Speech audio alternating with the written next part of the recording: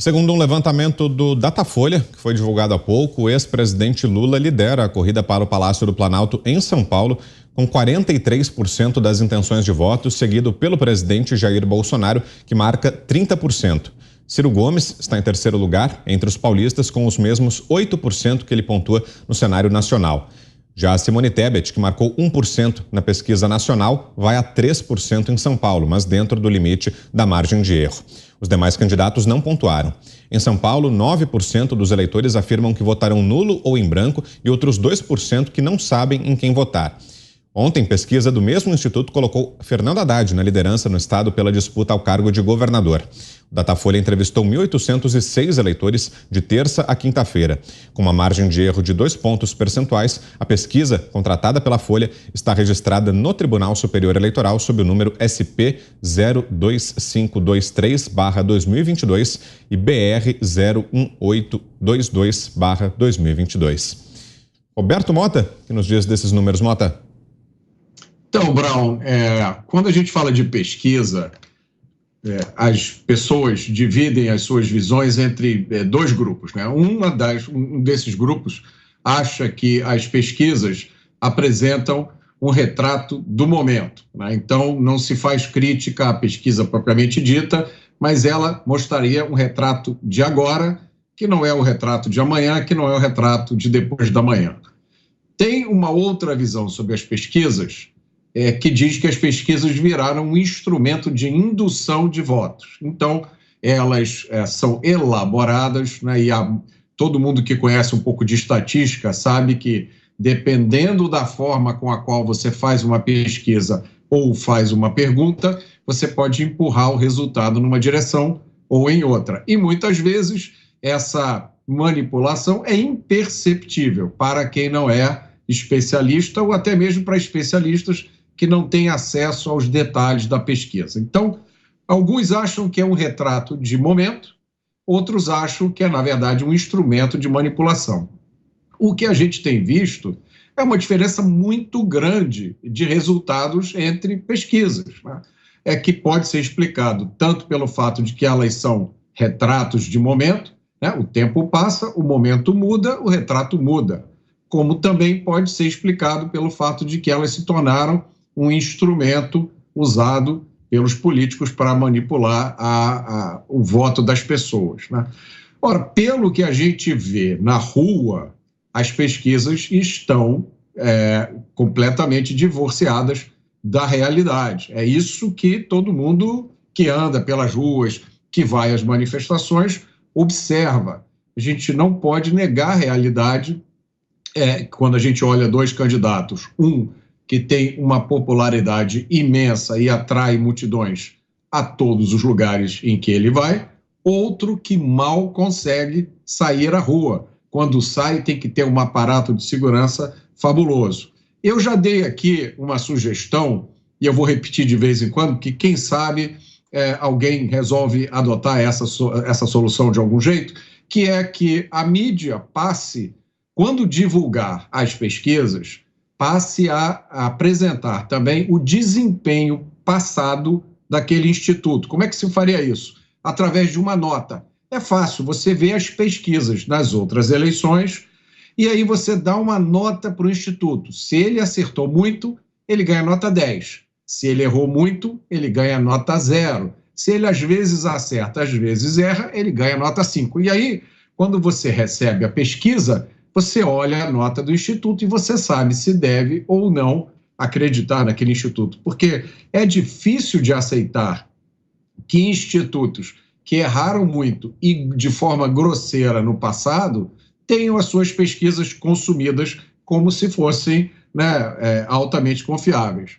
Agora, enquanto a gente não tem essa nota para o Instituto de Pesquisa, eu vou ler aqui, só a título de informação, uma matéria de uma revista. Essa matéria foi publicada em 26 de setembro de 2018, portanto, antes das eleições presidenciais de 2018. A manchete é: Haddad tem 99,4% de chance de ser o novo presidente, diz matemático da USP.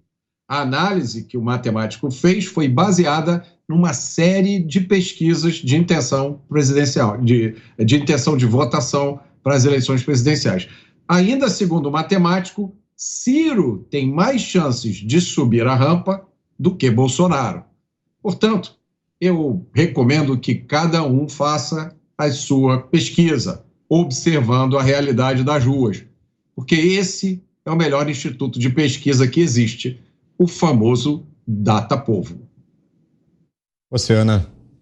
É isso, Mota. Eu puxei uma manchete também outro dia aqui nos Pingos e a manchete era parecida com essa, também de setembro de 2018, e era algo como: Bolsonaro perde para todos os candidatos no segundo turno.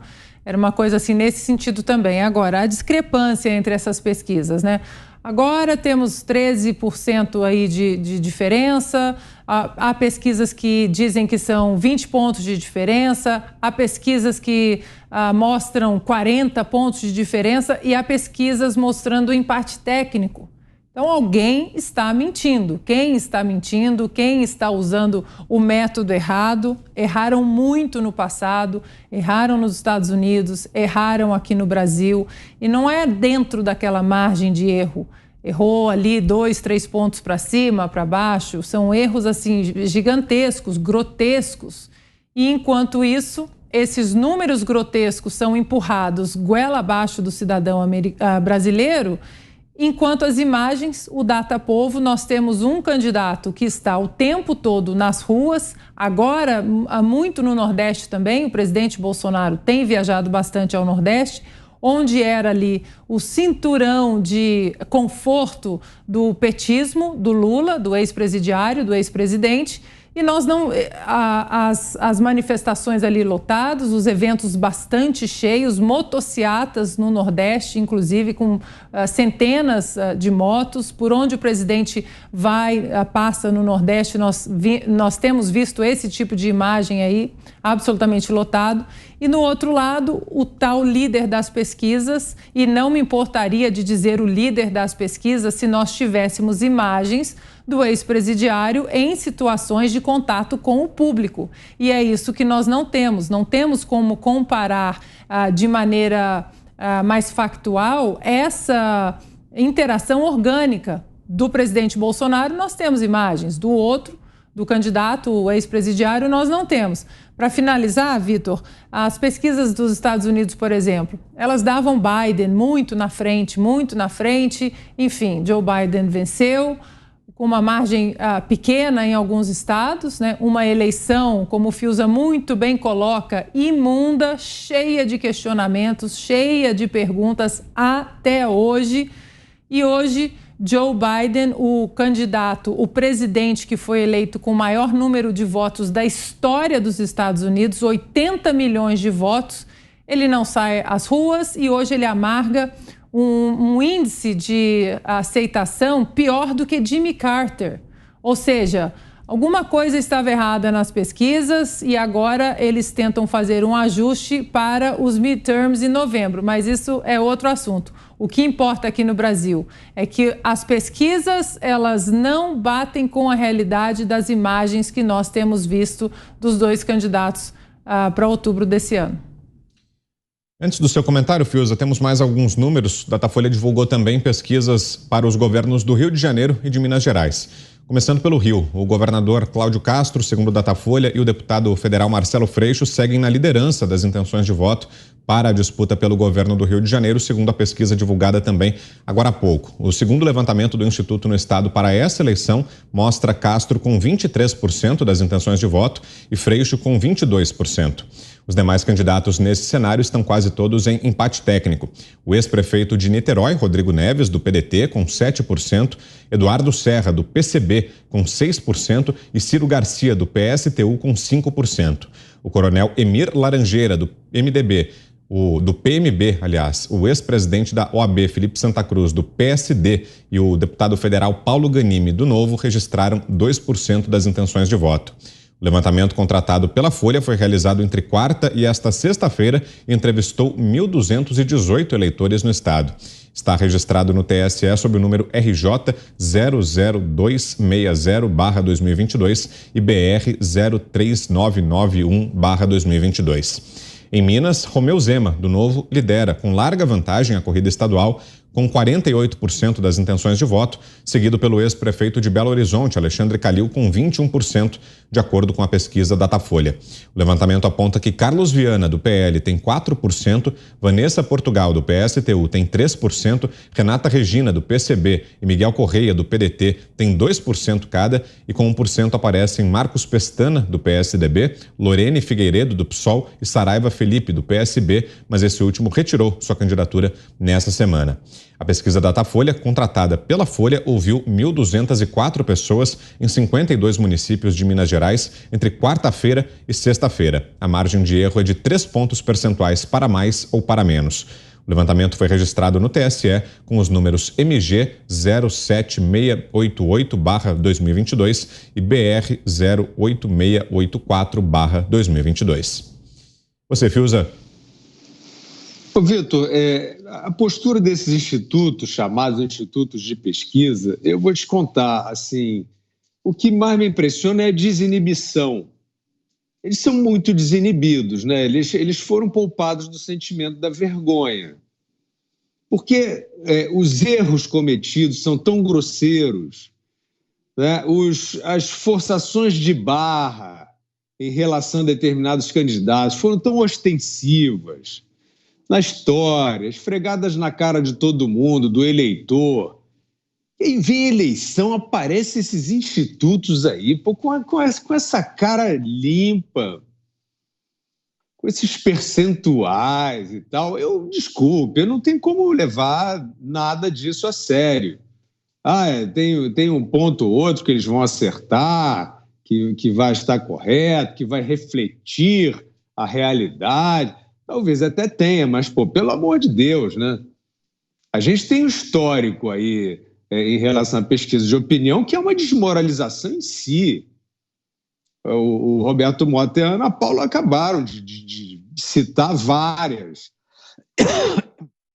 passagens aí de erros grosseiros que não são triviais porque influenciam o eleitorado, serviram para fazer política, serviram para fazer politicagem. Não, mas não foi má fé. Eu nem estou dizendo que foi má fé, também não estou dizendo que foi boa fé. Eu sei que são erros grosseiros. Então não enche o meu saco. Eu não vou ficar olhando para essas pesquisas. Eu não acredito nelas. Eu não acredito nas instituições que as propagam. Eu não acredito nos métodos, não acredito em nada. Porque eles se desacreditaram, né? Eles fizeram questão, não só no Brasil, ao longo dos anos, de se desmoralizar, de frequentemente apresentar indicadores desfavoráveis àqueles candidatos que pareciam menos afáveis aí ao sistema, sei lá como é que eu vou chamar. Então isso aí é o seguinte, eu acho que só sobrevive porque é um espetáculo. Porque o público gosta, né? O público gosta. E quem será que vai ganhar? É que nem é aposta. Será que fulaninho, não sei o quê, tarará. Agora, sinceramente, para o eleitor maduro, para o cidadão, formar sua decisão com base nessa porcariada que esses institutos apresentam, pelo amor de Deus, né? O Fernando Haddad lidera em São Paulo. O Fernando Haddad é um poste de um presidiário, um homem medíocre, que nunca apresentou nada na vida pública. Como o ministro da Educação, uma tragédia, não conseguia nem aplicar uma prova do Enem. Ele é adversário do Tarcísio Gomes de Freitas, que é o ministro aí que a gente pode fazer. A gente também não quer elogiar ninguém, mas que é um ministro que tem resultados aí impressionantes, apresentados. Não, mas o Fernando Haddad... Fernando Haddad no Datafolha, tá bem na foto, sabe? Não enche o nosso saco, isso aí não é sério, isso não pode ser sério, isso já se desmanchou há muito tempo, né? Como ciência, como referência de alguma coisa. Isto não é sério, não é sério, tá? Por conta dos resultados.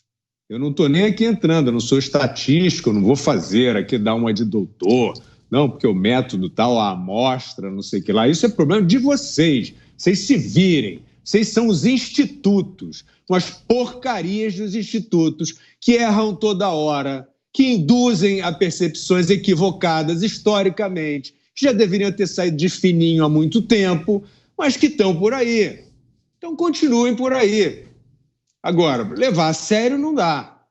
Então, eu acho assim, o Lula, eu não sei, a biografia, né? Se o Lula quiser fazer uma biografia, eu não preciso nem contratar um puxa-saco para contar coisas bonitas sobre ele, não. Basta pegar o histórico do Lula no Datafolha.